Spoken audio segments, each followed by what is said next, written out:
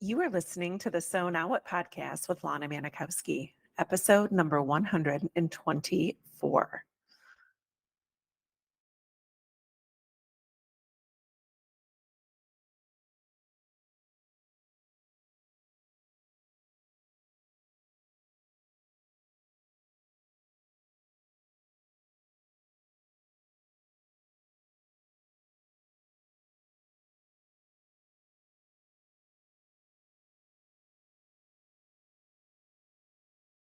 Hey, girl. How are you today? Thank you for showing back up here and listening to another episode of the podcast. If you caught last week's episode, it might have been a little bit of a relief to you to realize that this theory of happiness being a destination is not really something that I believe is true. If you haven't listened to episode 123, I advise you to go listen to it because there's a handful of you who have reached out and told me how mind blowing it was to hear the episode and my concepts around happiness. So I wanted to expand a little bit on that more today so that we can talk about what happiness looks like if you want to invite more of it into your life without feeling like you're a toxic, positive person. And I'm going to talk you through that. But before I do, I have to share how excited I am. In just over a week, I am heading out to Turks and Caicos. If you've been listening to the podcast for a while and listening back in January, early February, you might have heard my episode about my award that I won in my corporate workplace. I won something called President's Club. And through that award, I get an all expenses paid trip. Jack and I, along with the other winners in different divisions in my company, are going to the Ritz-Carlton in Turks and Caicos. If you're watching on YouTube, you might see I've got kind of a summary outfit on here today because I've been trying on clothes. Yeah, so I got this cute little romper. It's one of the collab Diane von Furstenberg and Target items. Target does this awesome collab every year with a well-known designer, and this one's super cute. So I was just trying it on and I decided to stop and record the podcast and chat with you. So that's what's up with me. Also, Mother's Day brunch. I was just in Target yesterday and the banners are out in full force, all about Mother's Day being May 12th here in the US. And I posted something on stories yesterday on Instagram because I just felt like here it goes. And I want to know, what are you going to do to support yourself this Mother's Day? If you find yourself any way, shape, or form desiring to come to the Mother's Day brunch in Chicago, I encourage you. It is not just for people who are in Chicago. I have so many people that I'm absolutely grateful and stoked are deciding to travel in, like by airplane, flying to Chicago to listen, to be part of the Mother's Day brunch and to take care of themselves this Mother's Day. And I'll never forget one of the biggest compliments I got. And it was just something that was validating for me about the reason that I put Mother's Day together and put it purposefully the day before Mother's Day. Somebody told me, somebody who had attended the brunch in previous years told me that when Mother's Day came around the next day, she didn't even feel any bit of sadness or heaviness around it because she was still on a high from being part of the Mother's Day brunch the day before. So that is one of the reasons why I chose to do this event the day before Mother's Day, because sure, it's okay if you feel sadness and it's okay if it feels heavy to you. But if you are going out and seeking connection and finding it at the Mother's Day brunch, I'm most certain, can't 100% guarantee, but theory would have it, you will feel so much more supported, recognized, validated through the connections that you are creating for yourself by choosing to put your desires and your thoughts about yourself and the connections that you want to create for yourself first. So that is my ring-a-ding-ding plug for getting your tickets to the Mother's Day brunch, lanamanikowski.com/Others Day, May 11th in Chicago. All right. beautiful ones. Let's talk about if we know that happiness doesn't have to be a destination, how can you create more happiness in your life? And many people think that happiness finds you. I know I used to believe that life just brings you what it's got, it puts it in front of you, and it is up to you how you handle it in order to like make your way through life. And when these heavy things happen, like going through IVF, having infertility treatments fail you, not being able to become a mom, it may feel like the world has just dumped a bag of you know what all over you, and you are just going to have to sift and sort to find something that is good out of that. And I think a lot of people start to believe that anything that feels happy or joyful or freeing in their life, yeah, it's good.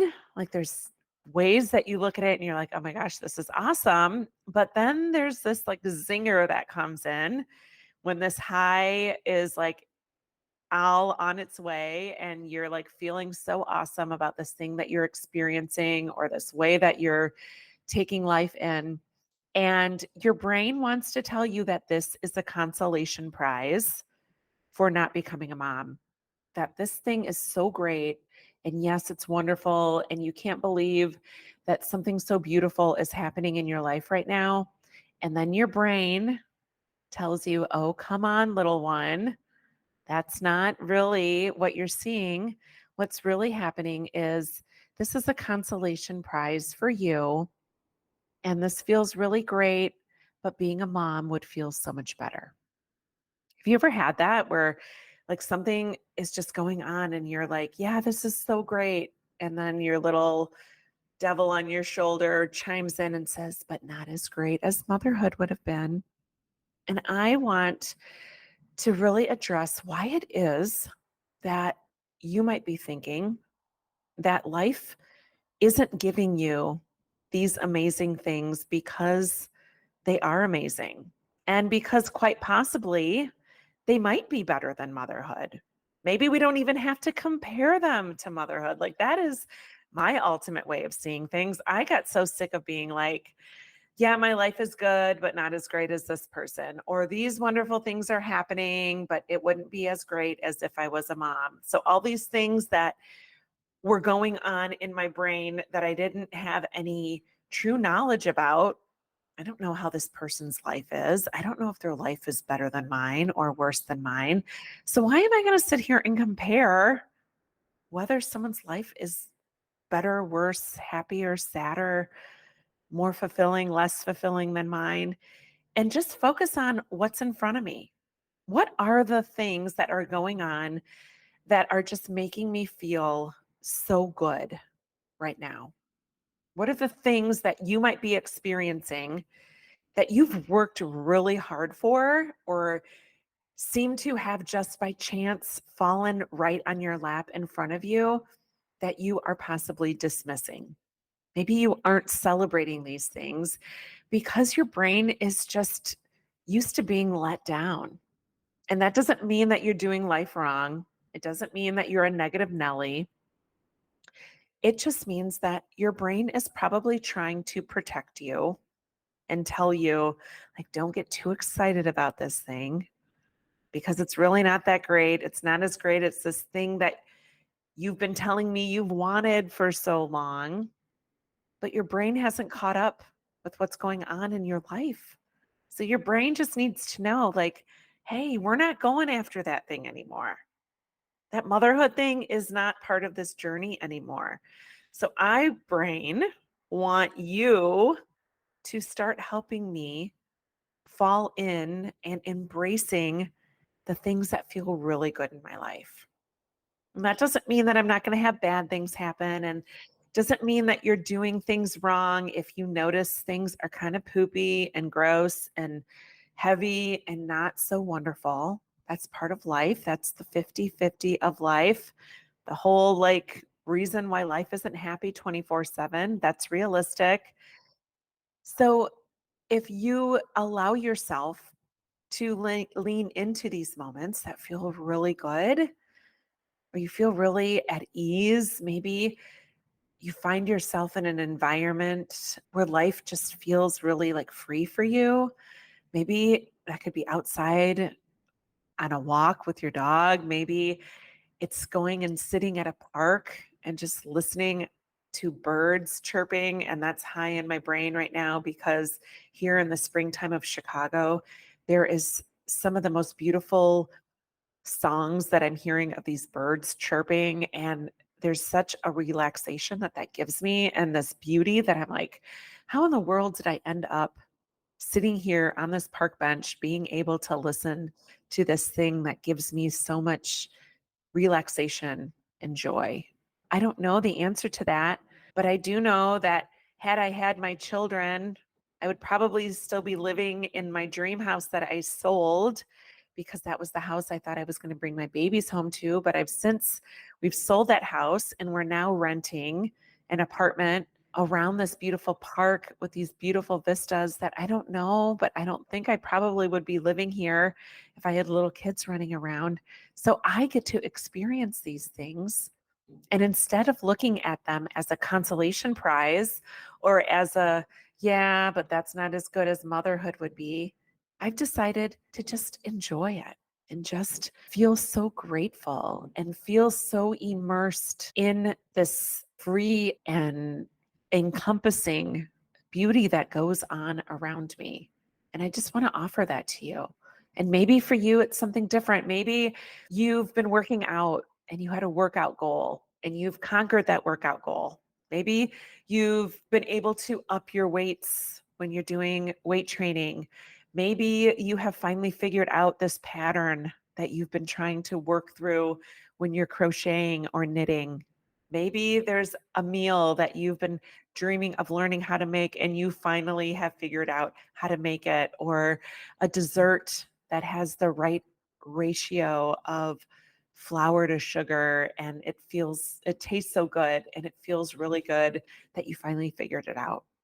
These are the things that I'm talking about that our brain easily just likes to scan over and just be like, "Oh yeah, big deal. You should have that figured out already." Or, "Come on, seriously, you're really going to celebrate that about you?"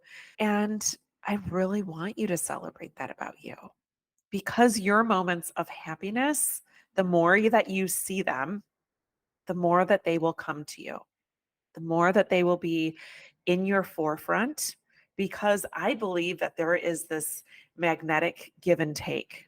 And I believe that what joy and beauty and recognition you give to those things in your life, the more that you see them, the more that they uncover themselves, the more that they're waiting for you to notice them, the more gratitude you're able to bring into your life by opening your eyes to the beauty that is around you and the happiness that you create in your life by seeing that. And again, not from a place of acting happy for something that doesn't really make you happy, but truly like sitting into something and thinking, wow, after all I've been through, how beautiful that this thing has come forth to me. And I'm able to experience this thing, this very thing right now that gives me a little tickle in my stomach, or maybe even sometimes brings a little bit of water to your eyes because you just can't get over how beautiful and easy life sometimes feels after all that you've been through in your fertility journey. So I love you very much. I hope you have a beautiful week, and I'll talk to you next week.